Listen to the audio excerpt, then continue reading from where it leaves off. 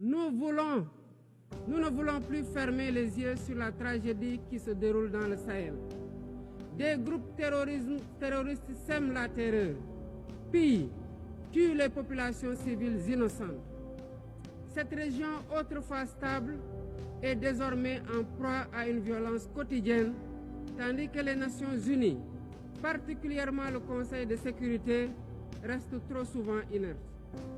De même, nous ne pouvons pas accepter que le Sahel devienne le théâtre de rivalités de puissances étrangères dont les affrontements ne font qu'aggraver la déstabilisation de la région. Je dois rappeler ici que la paix et la sécurité de l'Afrique sont indissociables de la paix mondiale.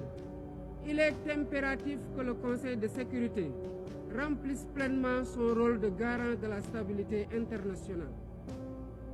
J'exprime à nouveau la préoccupation du Sénégal face à la situation tragique qui perdure en Palestine. Des générations entières y ont grandi sous l'ombre de l'oppression, privées de leur droit fondamental à un État viable. Le Sénégal, en tant que président du Comité pour l'exercice des droits inaliénables du peuple palestinien, appelle à un cessez-le-feu immédiat et durable. Nous réitérons notre soutien à la solution des deux États, avec Jérusalem-Est comme capitale de la Palestine, conformément aux résolutions pertinentes des Nations Unies. Cette guerre qui n'épargne ni femmes, ni enfants, ni infrastructures vitales est une plaie ouverte sur la conscience internationale. Il est impératif que le droit international humanitaire soit rétabli dans toutes les zones de conflit et que les Nations Unies jouent pleinement leur rôle de médiateur et de garant de la paix. Mesdames et messieurs, la paix n'est pas seulement l'absence de guerre. La paix, c'est aussi la possibilité pour chaque être humain de vivre dans la dignité, de se nourrir, de se loger, de s'éduquer et de recevoir des soins. Or, aujourd'hui, plus de 750 millions de personnes ne mangent pas à leur faim et des millions basculent chaque jour dans l'extrême pauvreté. Ces chiffres éloignent de plus en plus le monde des objectifs de développement durable fixés pour 2030. Nous ne pouvons plus accepter que les mécanismes de gouvernance mondiale continuent de reproduire ces inégalités. Il est alors temps de rompre avec la logique du chacun pour soi et de bâtir un nouveau contrat social global fondé sur la solidarité et la coopération. Ce contrat doit inclure des réformes majeures pour s'attaquer aux défis politiques, économiques, environnementaux de notre époque. Premièrement, il est impératif de sauvegarder et de renforcer le multilatéralisme comme cadre unique d'action pour la paix et la sécurité internationale. Cela passe par une réforme urgente des institutions mondiales, notamment le Conseil de sécurité, le FMI, la Banque mondiale, afin qu'elles soient plus inclusives et qu'elles reflètent les réalités géopolitiques et économiques actuelles. Le continent africain, en particulier, doit avoir une place plus importante dans ces instances de décision. Deuxièmement, il est temps de corriger les injustices économiques qui freinent le développement de nombreux pays du Sud.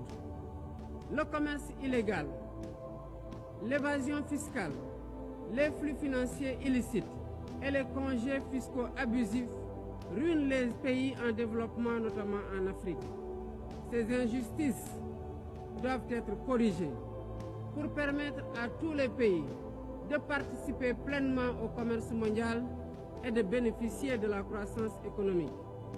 Troisièmement, il est essentiel de garantir avec détermination et d'agir avec détermination contre le réchauffement climatique en respectant le principe de responsabilité commune mais différenciée.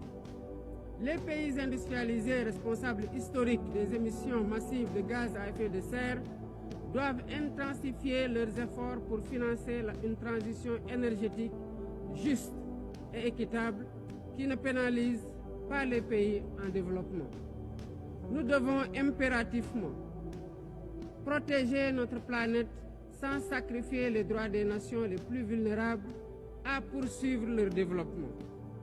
Quatrièmement, il est nécessaire de rompre avec toute tentative d'imposer des normes civilisationnelles unilatérales. Depuis son indépendance, le Sénégal a toujours défendu l'égale dignité des cultures et des civilisations. Et cette diversité doit continuer à être la base de la coexistence pacifique entre les peuples. Aucune nation ne devrait imposer aux autres ses pratiques ou ses valeurs comme normes universelles. Le respect des différences est le fondement de la stabilité et de la paix dans le monde. Mesdames et messieurs, le Sénégal est fermement engagé dans cette voie. Nous avons choisi de bâtir un État résolument tourné vers le développement durable avec des initiatives ambitieuses dans des domaines tels que les énergies propres, la souveraineté alimentaire et la gouvernance transparente. Mais nous savons que pour réussir, nous avons besoin de l'action collective et de la solidarité internationale. Aucun pays, aussi puissant soit-il, ne peut relever seuls les défis qui menacent l'humanité. Il nous faut donc agir ensemble, unis dans la diversité, pour construire un avenir où la dignité humaine est respectée, où la justice prévaut et où la prospérité est partagée. C'est par la coopération et le respect mutuel que nous surmonterons les crises qui secouent notre monde. Je vous remercie de votre aimable attention.